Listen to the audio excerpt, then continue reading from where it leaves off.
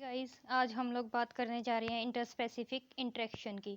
Interspecific interaction, inter यानी कि दो के बीच में, स्पेसिफिक यानी कि स्पीसीज के बीच में। इंटरस्पेसिफिक इंटरेक्शन यानी कि डिफरेंट स्पीसीज के बीच में जो इंटरेक्शन होगा उसको क्या बोलेंगे? Interspecific interaction.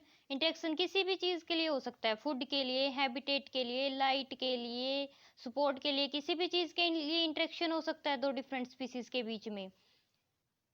देखिए, इंटरस्पेसिफिक इंटरेक्शन किसी भी चीज के लिए, फूड, हैबिटेट, लाइट के लिए, जो डिफरेंट स्पीसीज के बीच में, डिफरेंट कम्युनिटी के बीच में आपस में जो इंटरेक्शन होगा उसको हम लोग क्या बोलेंगे? Interspecific interaction. ये दो टाइप का होता है मेनली। कितने टाइप का होता है? दो टाइप का। सबसे पहला होता है पॉजिटिव इंटरेक्शन, यानी कि बेनिफिशियल इंटरेक्शन। बेनिफिशियल से, बेनिफिशियल नाम से ही पता चल रहा है कि अपने बेनिफिट के लिए होगा। जिसको बेनिफिट होगा तो पॉजिटिव इंटरेक्शन। नेगेटिव इंटरेक्शन यानी कि हार्म होगा। किसी भी एक स्पीसीज को हो सकता है या दोनों को हो सकता है, किसी को भी हार्म हो तो वो क्या है? Negative interaction. जब लड़ाई बजती है, लड़ाई में सर एक का फुटे या दोनों का फुटे, हार्म तो दोनों को ही हो गया, तो वो नेगेटिव इंटरेक्शन। पॉजिटिव इंटरेक्शन यानी कि बेनिफिट के लिए। ओके।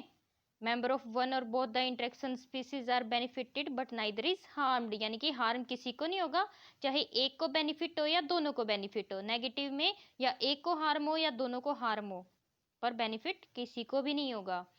इसके एग्जाम्पल हो गए exploitation, amensalism and competition, negative interaction के। अब हम लोग पढ़ते हैं डिटेल में पॉजिटिव इंटरेक्शन को। देखिए पॉजिटिव इंटरेक्शन होता क्या है।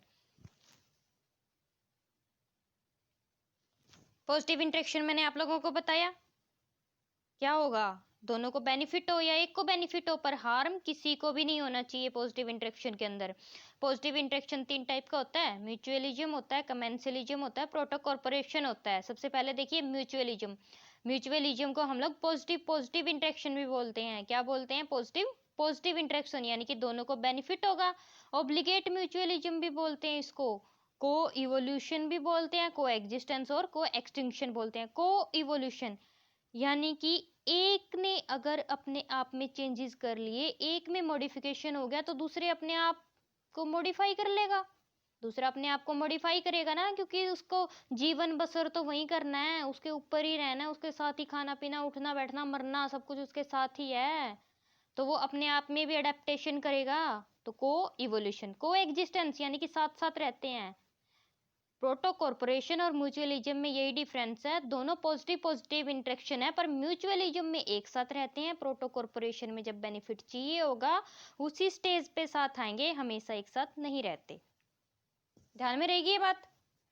देखिए तो ऑब्लिगेट म्यूचुअलिज्म, को इवोल्यूशन पता चल गया आप लोगों को, को एग्जिस्टेंस और को एक्सटिंक्शन, यानी कि एक खत्म हो गया, एक स्पीसीज खत्म होगी तो दूसरी तो उसके ऊपर ही डिपेंडेंट है, तो अपने आप ही खत्म हो जाएगी, अपने आप ही मर जाएगी। अब देखिए म्यूचुअलिज्म में member of two different species completely depend on, यानी कि खाने पीने रहने सब कुछ के लिए एक दूसरे पे डिपेंड करेंगे, ये ऑब्लिगेटरी रिलेशनशिप है एक दूसरे के साथ। इसके एग्जांपल देख लीजिए, टर्माइट्स और फ्लैजिलेट्स। टर्माइट्स और फ्लैजिलेट्स, युक्का प्लांट का फ्लावर और प्रोन्यूबा इंसेक्ट, फिग ट्री और वास्प का स्पीसीज। अब देखिए लाइकेन इसका एग्जाम्पल हो गया। लाइकेन में क्या होता है? Alga plus fungi. एल्गा को क्या मिलता है? न्यूट्रिशन मिलता है। फंजाई को क्या मिलता है? सपोर्ट मिलता है रहने के लिए। तो ये दोनों आपस में क्या है? साथ साथ रहेंगी। जब तक एल्गा जिंदा है फंगस भी जिंदा है, जब तक फंगस जिंदा है एल्गा भी जिंदा है। लाइकेन में तो यही होगा, नहीं तो लाइकेन ही नहीं बचेगा। समझ आई बात? युक्का प्लांट का फ्लावर और प्रोन्यूबा इंसेक्ट, क्योंकि जो युक्का का प्लांट होता है उसमें जो प्रोन्यूबा की जो मोथ होती है वो क्या करती है? पॉलिनेशन करती है।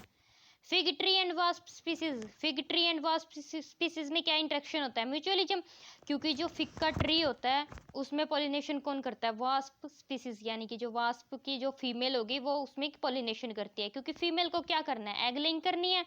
फीमेल क्या करेगी? एग लेइंग की जगह ढूंढते ढूंढते किस पे पहुंच गई? फिग के ट्री के फ्लावर के ऊपर पहुंच गई। फ्लावर के ऊपर इसने जैसे ही एग लेइंग करी तो गलती से क्या कर दिया? पॉलिनेशन भी कर दिया।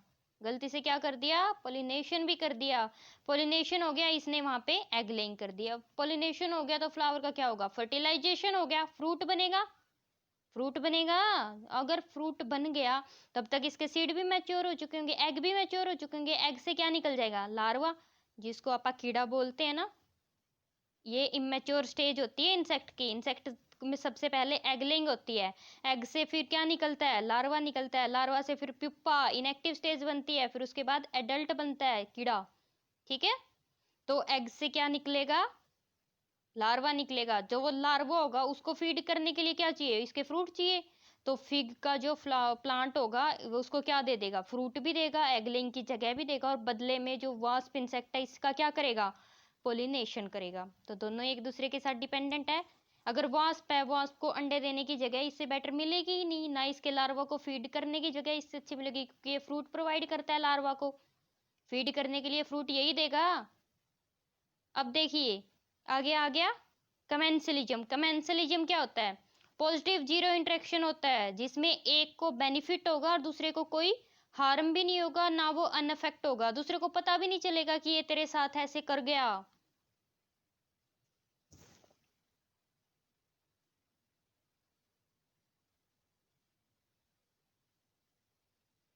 देखिए इसके एग्जाम्पल देखिए आगे। एग्जाम्पल में आता है लायंस। लायंस क्या होते हैं, वुडी वाइन्स। जैसे आप लोगों ने अंगूर की बेल देखी होगी, वुडी होती है वो, है ना, और बेल होती है, वाइन्स होती है। तो इसी टाइप से लायंस होते हैं। लायंस क्या करेंगे, जैसे डेंस फॉरेस्ट में क्या होगा, नीचे बिल्कुल भी लाइट नहीं आएगी, तो ये किसी वुडी ट्री की हेल्प से उसके ऊपर चले जाएंगे, सपोर्ट लेके उसका, और ऊपर क्या मिल जाएगी उनको, जाके लाइट मिल जाएगी, सनलाइट मिल जाएगी।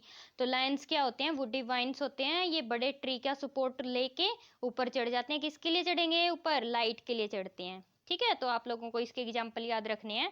बाहुनिया और टीनोस्पोरा किसके अंदर ही रहते हैं, ये बाहुनिया टीनोस्पोरा किसी पेड़ के ऊपर रहेंगे, सपोर्ट लेके ऊपर चढ़ जाएंगे लाइट के लिए। ठीक है, ट्रॉपिकल रेन फॉरेस्ट में, क्योंकि ट्रॉपिकल रेन फॉरेस्ट बहुत डेंस जंगल होंगे, वहां पे लाइट नहीं पहुंचेगी नीचे। अब इसके बाद देखिए एपीफाइट्स। लाइन्स में तो आपको याद रखना है वुडी वाइन्स होती हैं ये, और एपीफाइट्स में आपको ध्यान रखें ये हैंगिंग होते हैं। हैंगिंग पोर्शन हो गया कोई भी, जैसे हैंगिंग मोसिस होगी, पेड़ की एक टहनी के साथ मोसिस लटक रहे हैं, तो पेड़ को तो कोई हार्म नहीं हो रहा ना, वो सिर्फ किसके लिए लटक रहे हैं ऊपर, डेंस फॉरेस्ट में किसके लिए लटक रहे हैं, सनलाइट के लिए लटक रहे हैं। तो आप लोगों को ध्यान में रखना है हैंगिंग मोसिस एंड ऑर्चिड क्या हो गए, एपीफाइट्स के एग्जाम्पल हैं, और टिनोस्पोरा और बहनिया किसका एग्जाम्पल है, लायंस का एग्जाम्पल है। लायंस क्या होते हैं, वुडी वाइन्स होते हैं, और एपीफाइट्स क्या होते हैं, एपीफाइट्स क्या होते हैं, ह्यूमिडिटी लाइट के लिए ऊपर हैंगिंग स्ट्रक्चर होंगी रेन फॉरेस्ट में। अब इसके बाद आता है एपिजोन्स। एपिजोन्स क्या हो गए, देखो ये वो एनिमल होते हैं जो दूसरे एनिमल पे या दूसरे प्लांट पे क्या करेंगे, डिपेंड करेंगे। जैसे सकरफिश है, सार्क के साथ रहती हैं। सकरफिश क्या करती हैं सार्क के साथ, सार्क है दूसरे फिशेस को, दूसरे एनिमल्स को खाएगी, तो उसके मुंह के पास से जो उसका बचे हुए पार्टिकल निकलेंगे, जैसे खाते टाइम जो नीचे गिरेगा उसको कौन खा लेगा, सकरफिश खा लेंगी। तो शार्क को तो कोई हार्म नहीं हुआ, क्योंकि वो टुकड़े तो जो गिरे हैं नीचे वो तो शार्क के काम नहीं आएंगे ना खाने के, वो तो समुद्र में ही गिरेंगे नीचे जाके। तो सकर फिश उनको खा लेती है, तो सकर फिश को क्या मिल गया, खाना मिल गया, और शार्क का कोई हार्म भी नहीं हुआ। तो ये कमेंसलिज्म का एग्जाम्पल हो गया। अब दूसरा देखिए पायलट फिश और शार्क। पायलट फिश शार्क के साथ साथ चलती है, बिल्कुल जैसे शार्क चलेगी वहीं वहीं से पायलट फिश जाएगी, क्योंकि पायलट फिश को क्या रहता है, खतरा रहता है दूसरे जानवरों से, दूसरी फिशेज इसको खा जाए। अगर ये शार्क के साथ, शार्क क्या है, शार्क तो दादा है, समुद्र का दादा है ना शार्क, तो शार्क के साथ रहेगी तो कोई इसका बाल भी बांका नहीं कर पाएगा पायलट फिश का। तो पायलट फिश को फायदा हो गया, शार्क को पता भी नहीं है कि पायलट फिश उसके साथ साथ जा रही है। समझ आई बात। अब इसके बाद आता है इकोलाई। हमें पता होगा हमारी इंटेस्टाइन में इकोलाई बैक्टीरिया रहता है, हमें कोई हार्म नहीं करता। अब इसके बाद आता है क्लोन फिश और सी एनीमोन। इसके बाद आता है बार्निकल्स और वेल्स। वेल्स के साथ साथ बार्निकल्स चिपके रहते हैं, क्योंकि समुद्र की लहरें होंगी, बार्निकल्स बेचारे छोटे छोटे हैं, समुद्र की लहरों में चले जाएंगे, इनको कोई जगह भी नहीं मिलेगी जाने की, रास्ता भी नहीं मिलेगा कहाँ से जाना है कहाँ नहीं, समुद्र में है ना, लहरें इनको कंफ्यूज कर देंगी बेचारों को। तो बार्निकल्स किस किस के साथ जाते हैं, वेल के साथ चिपक के जाते हैं। कैटल एगेट बर्ड, कैटल के ऊपर टिक्स होते हैं, पता है ना हमें, जुएं जुएं होती हैं कैटल में, तो कैटल के ऊपर ये इरगेट बर्ड आएंगे और जुओं को चुप के ले जाएंगे। फायदा हुआ ना, इनको खाना मिल गया। अब आगे देखिए प्रोटो कॉर्पोरेशन। क्या आगे आगे, प्रोटो कॉर्पोरेशन। प्रोटो कॉर्पोरेशन और म्यूचुअलिज्म में मैंने आप लोगों को डिफरेंसेस बता दिए। डिफरेंस क्या है इनके अंदर, प्रोटो कॉर्पोरेशन और म्यूचुअलिज्म के अंदर, म्यूचुअलिज्म के अंदर एक साथ रहते हैं, प्रोटो कॉर्पोरेशन के साथ में एक साथ नहीं रहते। ओके, दो ऑर्गेनिज्म का एसोसिएशन होता है, ये भी बेनिफिटेड होते हैं, प्लस प्लस इंटरेक्शन है, ये भी ध्यान में रखना है, ये भी पॉजिटिव पॉजिटिव इंटरेक्शन है म्यूचुअलिज्म की तरह, पर इसमें अलग अलग रहते हैं, केवल जब बेनिफिट चाहिए हो ओकेजनली एक साथ आते हैं। Okay, got it. अब इसके बाद देखिए हर्मिट क्रैब सी एनिमोन के साथ रहता है, टिक बर्ड राइनोसिरस। टिक बर्ड क्या करती है राइनोसिरस में, टिक्स चुग के ले जाती हैं, खाना मिल जाता है उनको। क्रोकोडाइल और बर्ड, जब क्रोकोडाइल है समुद्र के ऊपर ऐसे मुंह फाड़ के ऐसे बैठा होता है ना, मुंह ओपन करके, माउथ ओपन करके बैठा होता है, अगर वो किसी ना किसी चीज को खाएगा तो बर्ड आएंगे, थोड़ा बहुत पार्ट तो उनको भी मिलेगा खाने का, थोड़ा बहुत पार्ट खा के अपना उड़ जाते हैं, क्योंकि बर्ड कहाँ पे रहते हैं, आसमान में रहते हैं, उसके क्रोकोडाइल के साथ तो नहीं रहते ना समुद्र में। जब क्रोकोडाइल कुछ खाना वगैरह खाता है तो उनको थोड़ा बहुत पोर्शन मिल जाता है ना, इधर उधर से चूक के ले जाते हैं वो, तभी आते होंगे खाना खाने बस। तो क्रोकोडाइल और बर्ड किसका एग्जाम्पल हो गए, प्रोटो कॉर्पोरेशन का। ये ध्यान में रखना है आप लोगों को। बर्ड कहाँ पे रहते हैं, आसमान में रहते हैं, क्रोकोडाइल समुद्र में रहता है, तो ध्यान में रह जाएगा ना कि रहते अलग अलग हैं, बस खाना खाना हो जब बर्ड को, क्रोकोडाइल किसी चीज को खा रहा है, बर्ड देखेंगे ऊपर से किसी चीज को खा रहा है, नीचे आएंगे उसके साथ में थोड़ा बहुत खा के और उठ के चले जाएंगे, नहीं तो बर्ड्स को पता है क्रोकोडाइल उनको भी नहीं छोड़ेगा।